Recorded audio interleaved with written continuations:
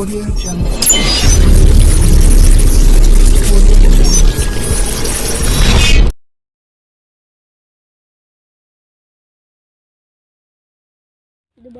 अस्सलाम वालेकुम यार, उम्मीद है आप तमाम खैर वाफियत से होंगे। मैं हूं डॉक्टर बिलाल अहमद राना और आप लोग देख रहे हैं हैंडसम माइंड टीवी चैनल। आज हम बात करेंगे एक ऐसे मसले के हवाले से जिसमें एक बंदे की ताकत डबल हो जाती है, आवाज़ चेंज हो जाती है। मर्द में से औरत की आवाज़ आ सकती है, औरत में से मर्द की आवाज़ आ सकती है, बच्चे में से किसी बुज़ुर्ग की या औरत की आवाज़ आ सकती है, किसी मर्द में से किसी बच्चे की आवाज़ आ सकती है। उसका लबो लहजा चेंज हो जाता है, उसकी टोटल पर्सनैलिटी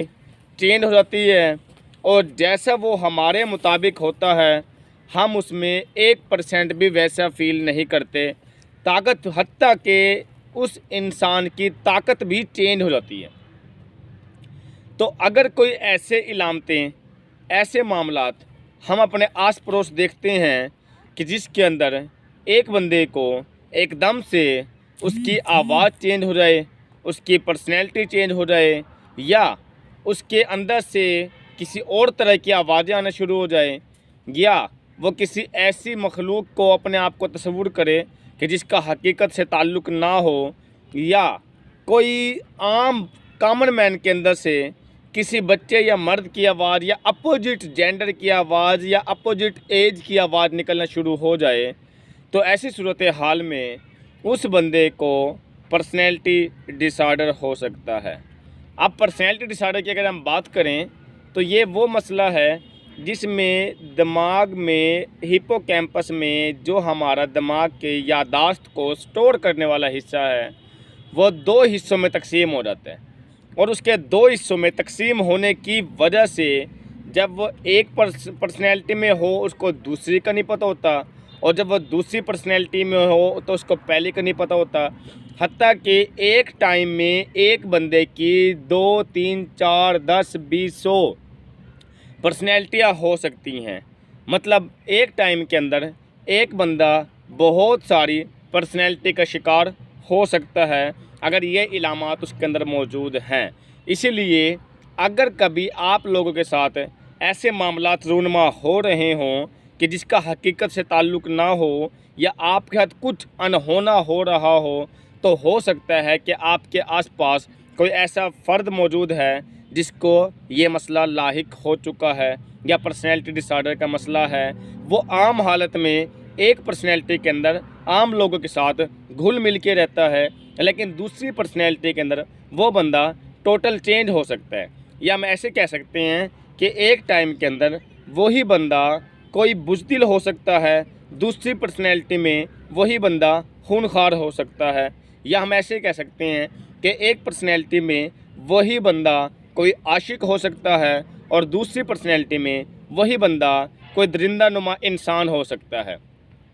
अगर कोई ऐसी इलामातें मौजूद हों तो वो पर्सनैलिटी डिसऑर्डर की आती हैं। अब पर्सनैलिटी डिसऑर्डर फर्दर होते हैं 2 तरह के। एक को हम बोलते हैं कि अगर एक टाइम में एक फ़र्द में सिर्फ 2 पर्सनैलिटियाँ हों तो वो डुअल पर्सनैलिटी डिसऑर्डर कहेंगे और अगर एक टाइम में एक बंदे के अंदर 2 से ज़्यादा पर्सनैलिटियाँ हों, वो 10, 20, 100 जितनी भी हो सकती हैं एक, तो इसका मतलब उसको मल्टीपल पर्सनैलिटी डिसऑर्डर है। अब एक टाइम के अंदर अगर एक बंदा बहुत सारी पर्सनैलिटियाँ अपने अंदर इख्तियार करता है, लेकिन शर्त ये है कि अनकॉन्शियसली जो हमारी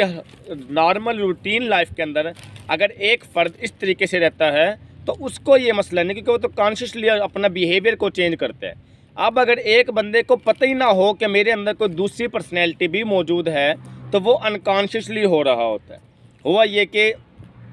2-3 आपको एग्जाम्पल और मुख्तलिफ तरह के रेफरेंसेस कोट करने से आपको ये सारी की सारी बात समझ में आ जाएगी। मसलन शुजाबाद से एक केस मिला है कि उस बंदे ने तकरीबन कोई 9-10 के करीब मर्डर कर चुका था और उसके बाद वो नेक्स्ट मर्डर की प्लानिंग कर रहा था और उस वक्त पे वो पुलिस अरेस्ट के अंदर आ गया। पुलिस ने बड़ी लंबी चौड़ी छानबीन करने के बाद उस बंदे तक अप्रोच कर ली। अब उस बंदे के बज़ाहिर उसने कोई भी मर्डर नहीं किया, लेकिन सच ये है कि सारे मर्डर उसके हाथ ने किए, या इस सारी की सारी पर्सनैलिटी के अंदर उस बंदे ने जो मर्डर किए हैं उसको पता ही नहीं है कि मैंने किसी का खून कर दिया। यानी कि ऐसे लोग रात के टाइम के अंदर कोई और पर्सनैलिटी अपने अंदर एक्टिवेट करके किसी का खून कराते हैं, और उस दौरान उन्हें पता ही नहीं होता कि मैं कहाँ गया, कब गया, कैसे गया, मेरे हाथ से कौन सा काम हो गया। जब सुबह को सो के उठते हैं तो अपने कपड़े पे खून देख के परेशान हो जाते हैं कि ये खून कहाँ से आया, किस तरह से आया, किस तरीके से आया। अब जब वो नेक्स्ट अपना मर्डर का प्लानिंग कर रहा था तो उस टाइम पे उसको पुलिस अरेस्ट हो गया, पुलिस ने उसको गिरफ़्तार कर लिया। उसके बाद छानबीन से पता चला कि जी उसको पर्सनैलिटी डिसऑर्डर है, खून उसके हाथ ने किए हैं, लेकिन उसको भी नहीं पता कि मुझसे कोई खून हुआ है। नॉर्मल रूटीन के अंदर ऐसे लोग हो सकते हैं बड़े बुज़दिल हों, लेकिन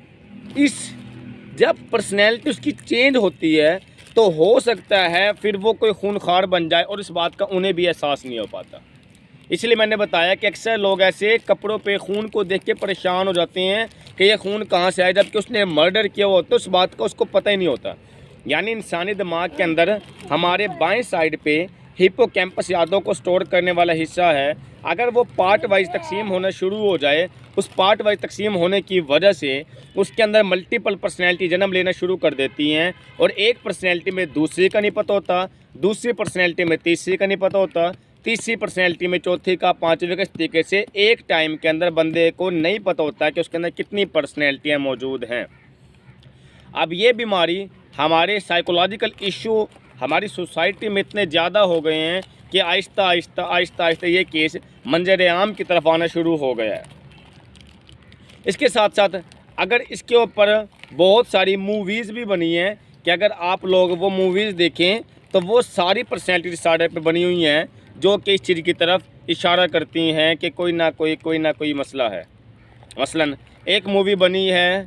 कि जिसके अंदर एक बंदे की, इंडियन मूवी है, और एक बंदे की 3 पर्सनैलिटियाँ होती हैं कि एक टाइम के अंदर वही बंदा आशिक भी होता है, और जब वो मोहब्बत वाली कैफियत के अंदर होता है तो फिर वो आशिक वाले मिजाज से रहता है, उस तरह से बालों का स्टाइल, ये वो बड़ा हैंडसम बन के। जबकि उसी टाइम के अंदर वो बंदा वकील भी होता है, और जब वो वकील होता है तो अदालतों के अंदर रह रह के वो बंदा बड़ा ही बुज़दिल हुआ। बेसिकली उस बंदे की जो फितरत है वो बड़ी ही बुज़दिल है, लेकिन वो नाइंसाफ़ी के तकाजे देख के उसके अंदर एक पर्सनैलिटी और जन्म लेती है जो कि मर्डरर की है। उसके बाद वो एक वेबसाइट डेवलप करता है, और वो एक वेबसाइट डेवलप करने के बाद वहाँ पे लिंक सेंड करता है कि अगर किसी को कोई इंसाफ ना मिल रहा हो तो वो इस नंबर पे रब्ता करे। अब जिसको इंसाफ नहीं मिल रहा होता तो वो बंदा अगर उस पर मिसाल के तौर पर कोई ना कोई अपना बताए कि जी फ़लाँ जगह से मुझे इंसाफ नहीं मिल रहा, तो ऐसे सूरत हाल के अंदर उस बंदे की रात के टाइम के अंदर पर्सनैलिटी एक्टिव होती है, और वो जाके मर्डर कराता है, और मर्डर करके आने के बाद आके चेंज हो जाता है बिल्कुल, और उसके बाद उसको पता ही नहीं होता कि मैंने क्या किया है, और नॉर्मल हालत के अंदर वो बंदा बिल्कुल बुज़दिल है। इस तरह से एक बंदे की 3 पर्सनैलिटियाँ, जिसके अंदर वो बंदा वकील भी है, और इसके साथ साथ वही बंदा आशिक भी है, और इसके साथ साथ वही बंदा खूनी भी है, मर्डर भी है। इस मूवी का नाम है अपरिचित। अगर आप यूट्यूब से या गूगल से सर्च करें तो अपरिचित इंडियन मूवी लिख के देखें तो आप लोगों के सामने वो मूवी आ जाएगी कि जिसके अंदर एक बंदे की 3 पर्सनैलिटियाँ हैं, और एक टाइम के अंदर उसको किसी दूसरी पर्सनैलिटी का नहीं पता होता कि मेरे अंदर कोई दूसरी पर्सनैलिटी ने भी जन्म लिया हुआ है, या मेरे अंदर कोई तीसरी पर्सनैलिटी ने भी जन्म लिया हो। इसी तरह से एक मूवी और जो कि अक्षय कुमार की है, और भूल भुलैया जिस मूवी का नाम है, उसके अंदर जो एक्ट्रेस है उसके अंदर 2 पर्सनैलिटी एक्टिवेट हुई होती हैं कि वो रात के टाइम के अंदर उठ के वो अपने हुलिये को चेंज करना, उसके बाद हुलिये को चेंज करने के बाद अपनी आवाज़ों को चेंज करना, और साथ में अपने पूरा का पूरा जो आपको उसका रहना सहना है वो सारे को चेंज कर लेना। रात के टाइम के तो उसके अंदर वो पर्सनैलिटी एक्टिवेट होती है, और वो मंदिर के अंदर जाके उस पर्सनैलिटी के मुताबिक रहती है, जबकि दिन के अंदर वो एक आम समाजी खातून होती है जिसके वो पता ही नहीं है कि मेरे अंदर कोई दूसरी पर्सनैलिटी भी एक्टिवेट हुई हुई है। अब अगर आप इस मूवी को देखें तो इससे भी बहुत सारी बातें सामने आ जाती है। ये तो मैंने बता दिया है आप लोगों के पर्सनैलिटी डिसऑर्डर क्या होते हैं, हमारी सोसाइटी में बड़ा ही कॉमन होता जा रहा है। अब बहुत सारे केस ऐसे सामने आ चुके हैं कि जिस बंदे को पर्सनैलिटी डिसऑर्डर के इशू रहते हैं, एक टाइम में एक पर्सनैलिटी होती है, दूसरे टाइम में दूसरी होती है, तीसरे टाइम में तीसरी होती है। लेकिन मैं बारहा फिर से बताता चलूँ कि अगर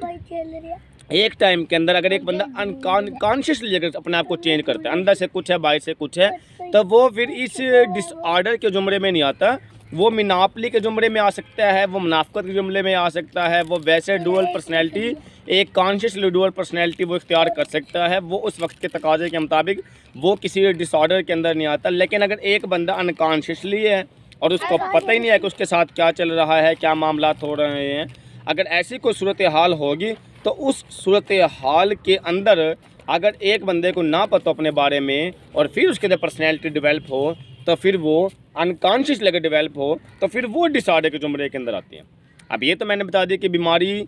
क्या कुछ है, इसमें कौन सी लामतें होती हैं, कौन कौन से मामलात हैं। अब हम बात कर लेते हैं कि ये बीमारी होती क्यों है। अव्वल में तो आप लोगों को पता होना चाहिए जितने भी साइकोलॉजिकल डिसऑर्डर्स हैं वो थोड़े लेवल पे होती हैं, उसके बाद उससे बड़े लेवल पे चल जाती हैं, उसके बाद उससे बड़े लेवल पे चल जाती हैं, फिर सीरियस होते होते अगर उसको इन टाइम कंट्रोल ना किया जाए तो वो एक बहुत बड़े पीक लेवल पे चली जाती है। अब जो मैंने अपरिचित इंडियन मूवी का जो आपका हवाला दिया है, इनफैक्ट उस वकील ने नाइंसाफ़िया देख देख वो इतना ज़्यादा मेंटली तौर पे डिस्टर्ब हो गया लोगों के साथ नाइंसाफ़ी और बदसलूकी देख के कि उसके अंदर से एक नई पर्सनैलिटी जन्म लिया जो इंतकामी कार्रवाई के तौर पे उभरी कि अगर लोगों को जज इंसाफ नहीं देंगे तो फिर इस तरीके से इंसाफ दिया जाएगा। इसी तरह से अगर आप किसी भी केस को उठा के देख लें, उसकी जो हिस्ट्री होती है, अगर उस हिस्ट्री के अंदर वो लोग नाइंसाफ़ियाँ देख के या ऐसी कोई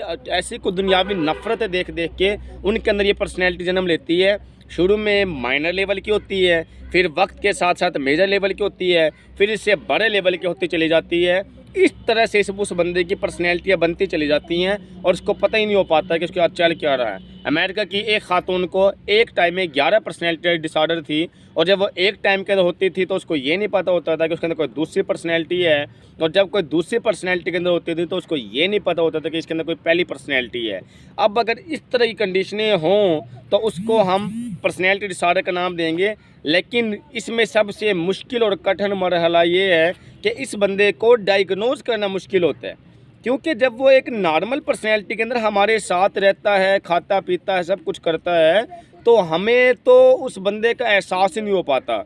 और हम तो उस बंदे को बड़ा नॉर्मल डील कर रहे होते हैं। अच्छा, मज़े की बात उस बंदे के अंदर भी उसको भी नहीं पता होता कि उसके अंदर कोई दूसरी पर्सनैलिटी है। लेकिन जब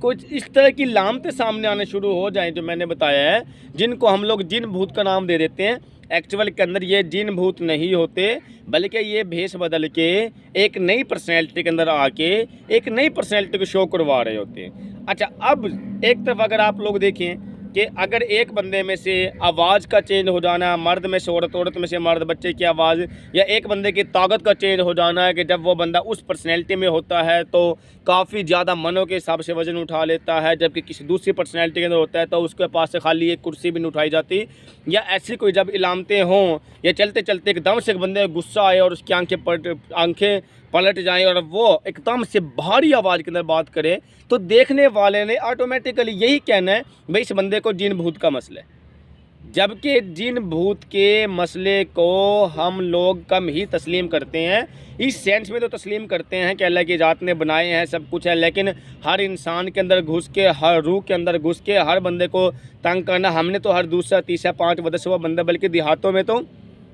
हर 10वें 20वें बंदे के बारे में जिन भूत के बारे में बताया जाता है उससे दम दरूद से इलाज करवाया जाता है।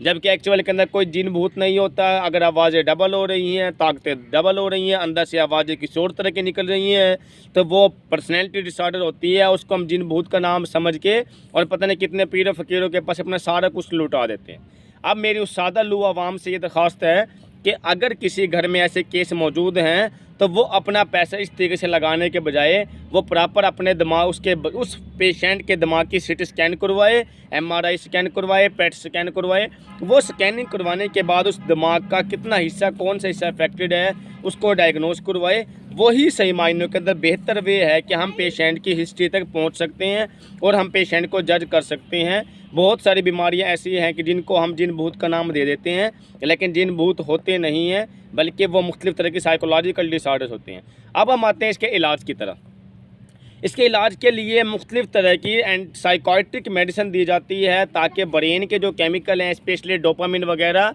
इस केमिकल को नॉर्मल किया जाए, इसके जो रिलीजिंग पावर है वो नॉर्मल लेवल पे रिलीज़ हो, ताकि उसकी एक्टिविटी को नॉर्मल करते करते उसका दिमाग जब नॉर्मल काम करना शुरू कर देगा तो इस तरह से उसके दिमाग को